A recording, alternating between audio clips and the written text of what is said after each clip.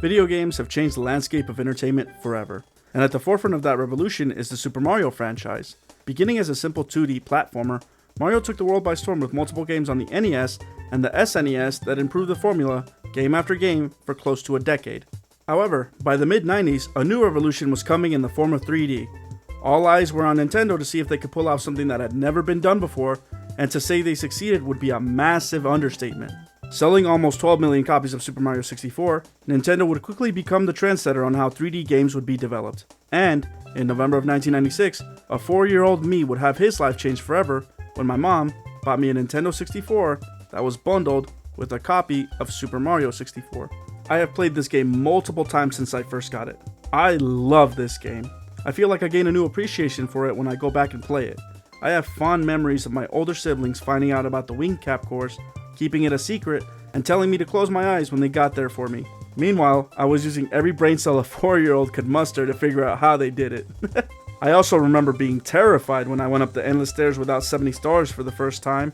The atmosphere along with the music really creeps me out. I'm sure most of you watching this review can relate to being stuck in the infinite Soikiyomi. Kind of a dick move, Nintendo.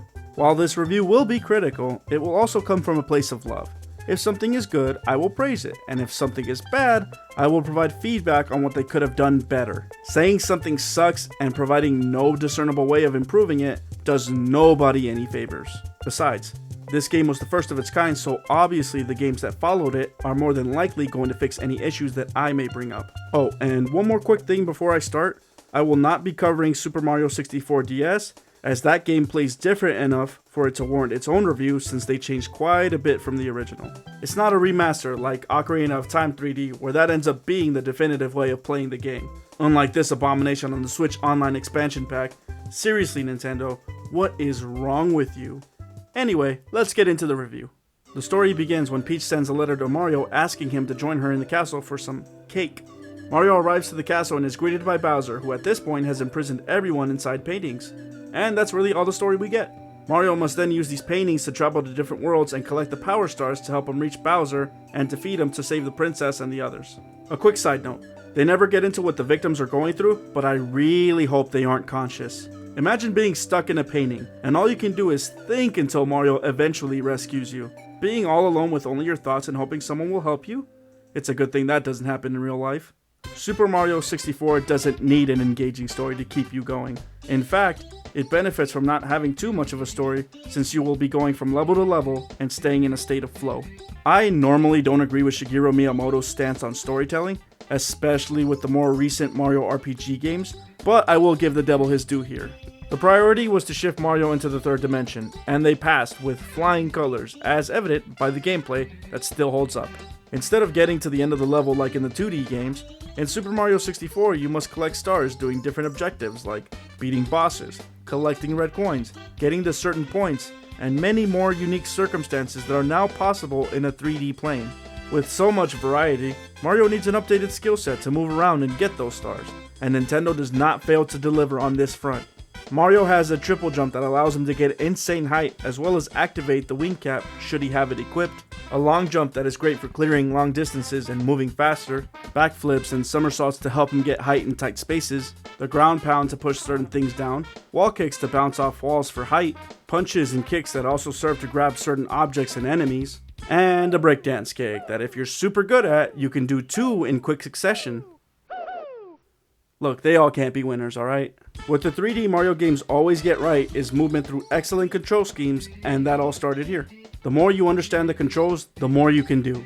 For example, you can long jump into a wall kick to reach another surface. You take damage if you fall from too high of a height, but you can walk away unscathed if you kick, slide, or ground pound before you hit the ground. You can even jump kick to start off a triple jump if you don't have all the space you need to perform it regularly. At the end of every jump, you can perform a slide to get that little bit of additional clearance you may need to make it wherever you're going. You get the idea. There are far too many ways to get around to be struggling, except when it comes to the camera. But we'll get to that. Mario also loves his power-ups, and we get 3 in the form of the wing, metal, and vanish caps. The wing cap allows Mario to quote-unquote fly. It comes off more as awkward gliding. The metal cap makes Mario impervious to everything except fall damage and gives him the ability to sink in water. The vanish cap also offers you the same protection as the metal cap, but instead it lets you pass through certain walls. While these caps are necessary to obtain specific stars, they don't feel like power-ups because of the way they were implemented. The closest one to getting it right is the wing cap. Although you can't control your altitude and speed at will, you can use cannons to circumvent that. It's not a perfect solution, but it makes it feel like you're actually flying. Metal Mario descends way too slow in water despite being made of metal. I get hardware limitations are more than likely the culprit for this, but I would have loved to use the metal cap to traverse water faster by sinking quickly and jumping higher while fully submerged. It would have been cool if you could use it to break rocks or other hard substances to give you that juggernaut, or I guess it would be more accurate to say Colossus, feel. The Vantage Cap desperately needed more passable terrain to make it seem useful. In Big Boo's Haunt, there was a wall you can pass from within the manor to kill 2 Boos needed to summon the first Big Boo. By using the Vantage Cap, you save a good amount of time from going all the way around and back. Imagine the beginning of Hazy Maze Cave. If there was a Vantage Cap that just barely gave you enough time to get to where you could bypass the wall just beyond the falling rocks. Not only would it save you a trip through the maze, it would also be a very unique alternative to getting that star. These caps desperately needed more utility, but unfortunately, what we have in the caps now makes them feel underutilized. Speaking of underutilized, what the hell is up with all these random warp points? Why are they not more prevalent in the game? I really love the concept of warping in general because it cuts back on so much unnecessary movement. Cool Mountain ends up becoming one of my favorite stages because if I ever have to reach the top of the mountain again while I'm at the bottom, I can just take the warp point back up. It's the simple things that can make levels great or terrible. Having at least one useful warp point in each map would go a long way for most stages. Fuck you, Rainbow Ride, for trolling me with such a garbage warp. All you had to do was put me back to where the carpet ride to the house started. Putting a platform at the top of Dire Docks that instantly takes you into the second area would be a godsend for that level. And for the sake of game balance, if you want the player to first unlock the warp point, that's fine. Just make that available for every level. Another thing that baffles me about this game is the inconsistency with how many coins are in each stage. You need 100 coins to obtain a secret star in each of the 15 main courses. However, some of the stages barely have enough coins to get the job done. I don't understand the logic here. Why not litter stages with coins so it gives players even more reason to explore the area thoroughly? For the most part, I do like the 100 coin stars in concept because of stages like Guam's Fortress and Big Boo's Haunt where they throw coins right in your face. But for the most part, it's a slog, with some stages having such a small room for error on the coins that you might be forced to restart if you missed a few of them. The cool thing about it being treated as a secret star though, is that it doesn't boot you out of the level, but it spawns directly above your 100th coin, so be careful. While we're talking about being booted out, I look at it as a necessary evil. Yes, it is annoying when you get a power star, are kicked out of the level, and must jump back in to continue when you're just trying to get all the stars in the stage. However, with hardware limitations of the N64 in mind, some levels produce changes that require you to come back into the stage in order to load them. Whether you agree or disagree that those changes warrant being booted out of the level is irrelevant. If this was the best solution they could come up with to keep everything consistent, I don't mind being booted out. I can definitely overlook it for this game. Most stages are condensed and open enough to where it's not a big deal to get back to where you need to go. In fact, I'd make the argument that the ones that are not designed this way are some of the worst levels in the game.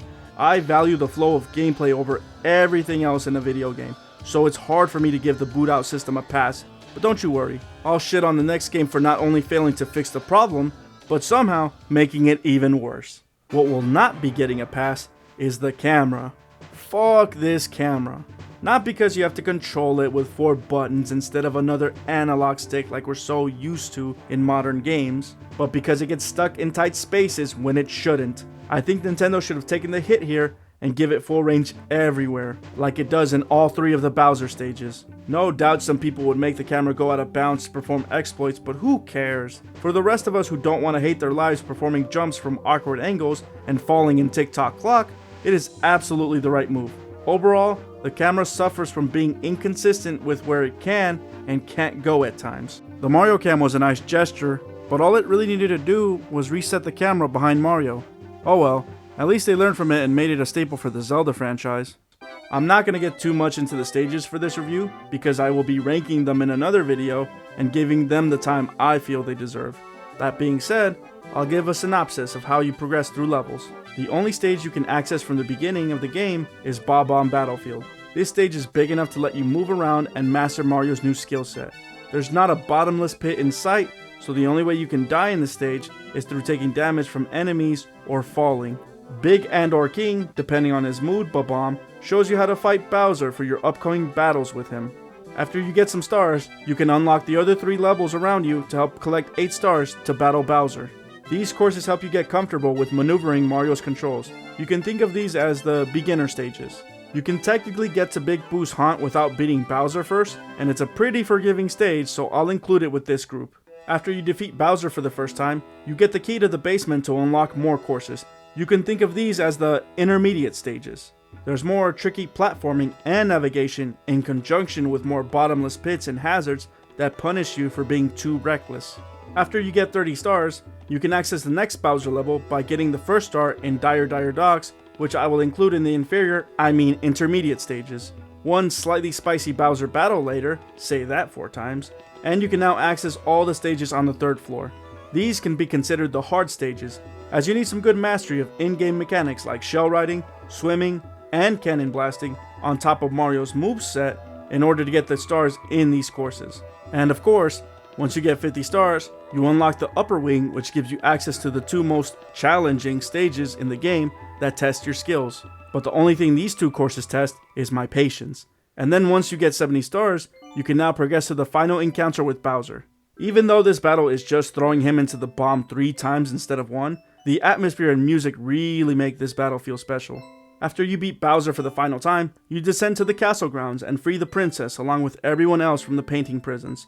Mario finally gets some oh-so-sweet cake, and the credits roll while playing one of the most beautiful pieces of music Koji Kondo has ever produced. The freedom Super Mario 64 gives you still makes this game a must-play. You only need to get 1 star from Bob-omb Battlefield to start opening the other stages. You can skip over stars and even entire courses you don't want to get or play. Now yes, in some stages you have to select certain objectives from the level select in order to load the scenario you need to get those specific stars, but those are only a small handful compared to how many stars you can get out of order. Super Mario 64's genius design allows you to obtain some stars in different manners, whether intentional or not. This just adds to the replay value even more, as you can experiment and get rewarded for your curiosity. You could very realistically play this game a couple of times, and each playthrough would be completely different based on what you wanted to do. Just figure out which 70 stars you want to get and go from there. You don't need to get all 120 stars to beat the game, but you do get a reward for doing so. Now, is that reward alone worth going through all the effort of collecting every star? To put it bluntly, without risking this video never getting monetized, hell no. You unlock the cannon just outside of Peach's castle, so you can take it to the top of said castle. Up there, you find Yoshi, who gives you a nice little message from the development team, as well as a sparkly triple jump that makes you impervious to fall damage, along with 100 lives. Oh, and the wing cap is up here too if you want to fly around the starting area, which is actually kind of fun for a few minutes. Considering we have nothing left to do in the game though, this might have been better as a New Game Plus deal.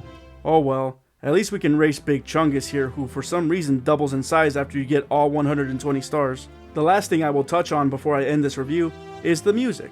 There are no bad tracks to be found in this game, but there are some that are far more memorable than others.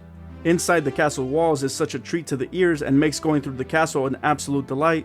The looping steps is so eerie that it sometimes plays in my nightmares, which I guess by technical definition falls in the memorable category. Snow Mountain and Merry-Go-Round make me feel like dancing. The water level theme, I refuse to call it Dire Docks as it's officially known by, gives me that tranquil underwater feel it goes for. Ultimate Koopa hard carries the epicness of the last Bowser battle. The opening theme really gives you that sense of starting a grand adventure, and of course, that oh so sweet ending theme that is just heaven on earth. Speaking of which, you know this review is coming to a close now because it's playing right now just like every other review of Super Mario 64 you have ever seen. It's okay though, because there is no need to reinvent the wheel on this one.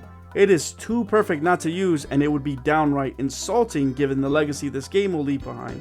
It's the law. This game is such a pioneer for modern gaming. It's easy to look back at it and only see its flaws. Of course it's not a perfect game. It was the first of its kind. Do you know how hard it is to create something from scratch with no real template? Super Mario 64 crawled so that everything else after it could walk, run, and even go to the moon. But the amazing part to me is that it still holds up today. I never get bored when I pick it back up, no matter the console or the era. So, If by some miracle you still haven't played this game, go out there and give it a shot. Now, I'm not going to tell you to get this game through nefarious means, but get it how you live. Seriously though, what the fuck is wrong with you, Nintendo? In the next review, I will be looking at Super Mario Sunshine. I'm sure everyone will agree with all my opinions on that game, and the ones that don't will remain civil when making their counter-arguments. God help me. My channel formula is very simple. I first do a Let's Play, and then a review of the game I played. I'll link my Super Mario 64 Let's Play for you at the end of this video if you want to watch, but I have to say this first. It starts off rough since they were my first videos, but they do get better after the first episode and a half. I like that this game that revolutionized gaming also taught me how to do better videos. There's a metaphor in there somewhere, but I'm too tired right now to find it. I will also have additional videos analyzing gaming mechanics and how to structure video games, since I will be making my own video game franchise in the future. I also upload daily, so if you want to stay up to date with my content, I would greatly appreciate it if you subscribed, like or dislike the video, and comment down below. I want to hear your thoughts or precious memories of Super Mario 64. My name is Proe, and I'll catch you on the next video. Take care.